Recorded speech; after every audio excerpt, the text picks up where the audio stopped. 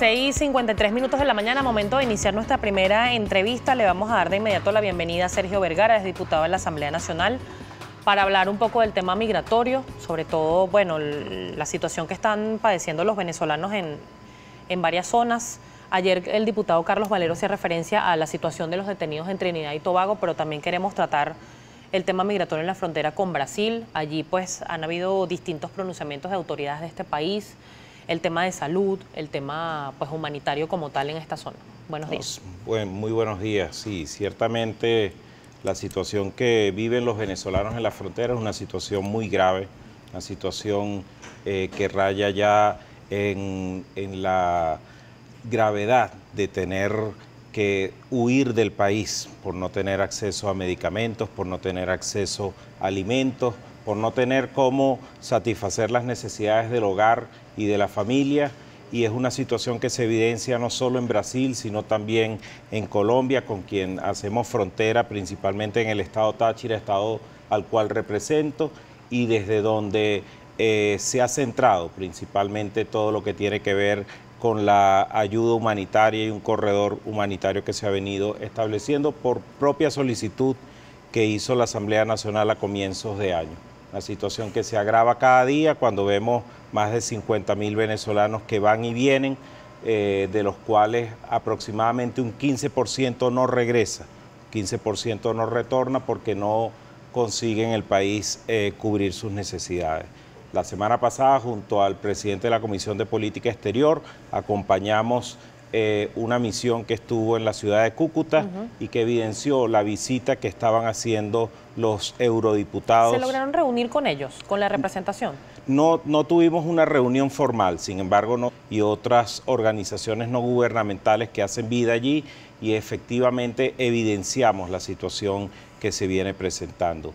¿Cómo están los venezolanos allí? ¿Dónde duermen? ¿Dónde comen? Mira, en la Casa de Paso, Divina Providencia, que regenta la diócesis de Cúcuta, más de 3.000 personas comen diariamente allí. Una situación que pudimos evidenciar con mucho orden, pero con la tristeza y con la gravedad de que son niños, ancianos, mujeres en un estado de desnutrición que se evidencia simplemente con verlos por la delgadez que tienen, por la situación y la tristeza que tienen en sus rostros. Personas que se nos acercaban además pidiendo que la solución en Venezuela para ellos retornar fuese inmediata, que no veían la posibilidad de regresar, aunque muchos sabemos que viven en San Antonio, que viven en Ureña y atraviesan simplemente para poder tener acceso a un plato de comida diaria. ¿Qué gestiones se están haciendo, diputados, sobre todo con el tema de la documentación? Hay muchísimas denuncias que la representación consular o las embajadas de nuestro país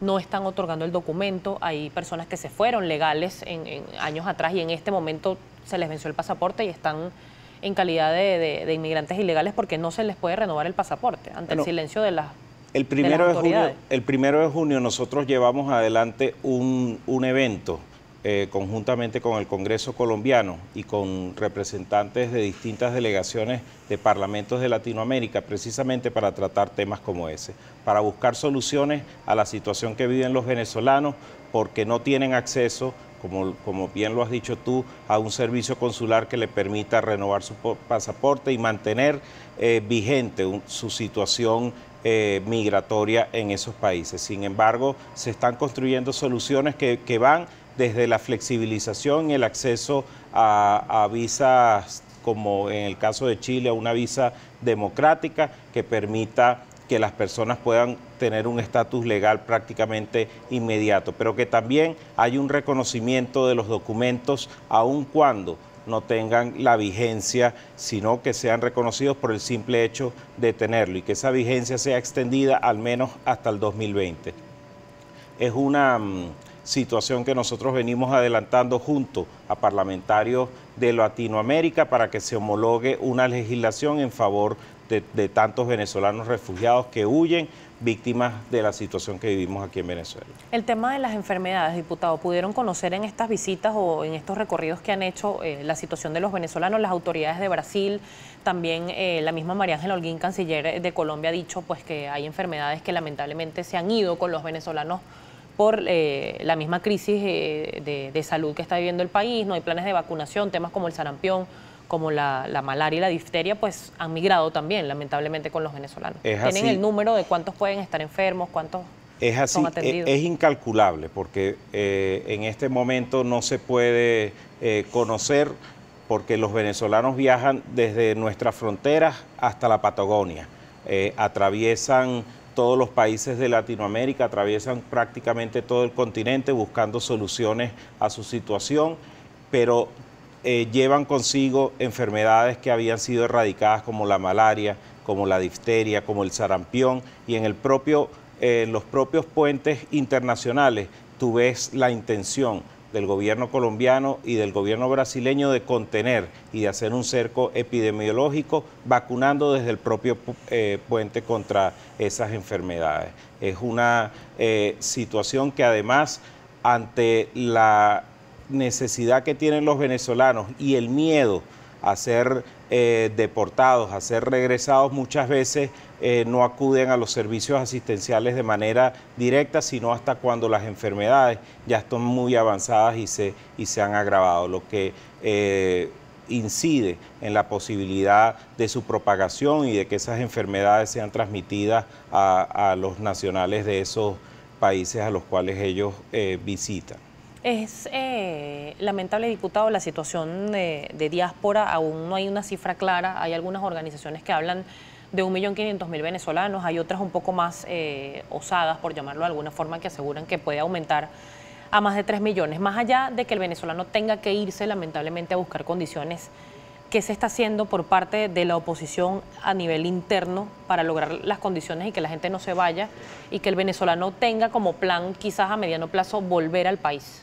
Bueno, el planteamiento que hacemos desde la Asamblea Nacional y desde la oposición democrática es permanente, la necesidad de que haya un cambio político y de que la solución pasa por la salida de Nicolás Maduro de la presidencia, por la salida del poder que sostienen de manera fáctica y que definitivamente raya en una situación que es necesario que nosotros podamos avanzar, y es necesario que se haga con la contundencia de una unidad que se manifiesta no solo en la Asamblea Nacional, sino también en decisiones como la que tomamos el 20 de mayo, que fue acompañada por el pueblo de Venezuela al no asistir a un proceso fraudulento que buscaba legitimar lo que nosotros consideramos es un régimen que está muy lejos de preservar el Estado de Derecho y preservar la institucionalidad democrática. Claro, diputado, pero desconocer las elecciones ha sido ciertamente la estrategia de la oposición. El presidente Nicolás Maduro, sin embargo, pues fue electo, está ejerciendo funciones como presidente, y pareciera que la oposición está dispersa, al menos es la inquietud que nos hace llegar la gente a través de las redes sociales. ¿Dónde está el plan B? Que la oposición decía, no vamos a las elecciones, pero después del 20 de mayo, tal cosa. Ese plan no está. Bueno, ¿Cómo construirlo? Existe una presión internacional que no es producto, sino precisamente de la actuación de la oposición democrática, de una oposición que ha sido militante en el tema internacional y que ha logrado que la mirada del mundo se centre en Venezuela y que acompañados con ese acompañamiento internacional nosotros podamos construir una solución. Ciertamente hay diferencias dentro de la oposición democrática, pero obvio, si nosotros tenemos un régimen que busca mantenerse atornillado a cualquier costa, que no le preocupa el hambre ni la necesidad de su pueblo, sino simplemente mantenerse en el poder. Ante esa situación, la única solución que nosotros podemos plantear es la de persistir, es la de resistir, es la de entender que solo continuar en una lucha contundente, que se manifiesta no solo a través de los partidos políticos, sino situaciones como la que estamos viendo con los gremios profesionales, como el de las enfermeras, que alzan su voz y presentan de manera pacífica y democrática una protesta contundente que se ve reflejada en la situación que estamos viviendo el día de hoy en el sector salud, por solo hablar de uno de ellos, pero que también vienen respaldadas por acciones que la propia Unidad Democrática ha promovido desde el Frente Amplio y desde cada uno de los espacios en donde hacemos vida.